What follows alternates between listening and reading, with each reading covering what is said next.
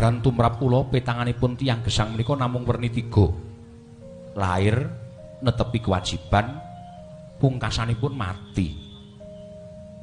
Inggih. Ing angka setunggal lair. Iwang menang nitahake menungso menika mesti wonten kersanipun, karsane Hyang Agung ing kedah dipun lampahi dening menungso. Mbuh karsa sing ala menapa mangke menika sae titah namung cinadang dhateng pestinipun sewiji-wiji. Menika tiyang lair. Nggih. Angka kalih netepi kewajiban. Gesang wonten ing alam padang menika nggadahi kewajiban ingkang kedah dipun rampungaken. Mongko ingkang nami kewajiban menika sampun dipun kudrataken wiwit lair lan boten saged dipun sulihaken dhateng tiyang sanes. Boten saged dipun tandangi dening wong liya. Dados ingkang nami tiyang ingkang sampun sagah nglampahi darmaning gesang kedah tetep dhateng sesanggemanipun bungah susah abot enteng bejo cilaka menika rasaning penandang saklebeting netepi kewajiban.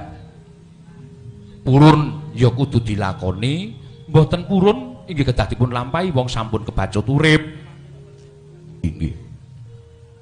Monggo ing tinitah dados tiyang gesang menika rata-rata sami nampik lan milih. Emoh iki njaluk kae, emoh saiki njaluk sesuk, emoh sing kaya ngene njaluk sing kaya ngono. Mila lajeng tuwuh pambudidayaning menungso.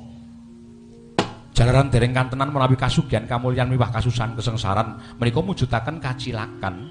Janji sedaya menika linandhesan jujur margi ingkang hanjuk wonten kemukten lan kawibahan menika kathah-kathahipun medal saking kesusahan. Inggih. Nggih. Sangunipun tiyang gesang menika menawi cara kula namung tekad. Tekad wani keduga gelem nglakoni sak kathahing penandang sak lebeting kewajiban. Jalaran ngaten.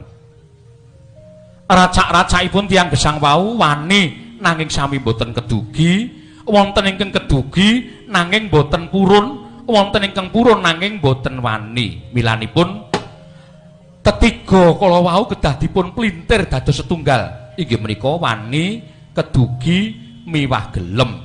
Mula mlarat ya wani, sugih ya wani, bungah wani, susah ya wani. Sabab tiyang ingkang boten wantun, boten kedugi lan boten purun nandhangi lelampahan gesang menika tegesipun selak dhateng gesangipun piyambak. Gesangipun inggih namung urip-uripan ngaten kemawon. Boten saged nglampahi dhateng darmanipun gesang lan boten nenget bilih gesang menika boten pawitan menapa-menapa. Tiyang gesang menika namung dagang tuna andum bathi. Yen tuna sing dibakul apa, yen bathi, bathine sapa sing didum. Jer gesang menika tanpa pawitan menapa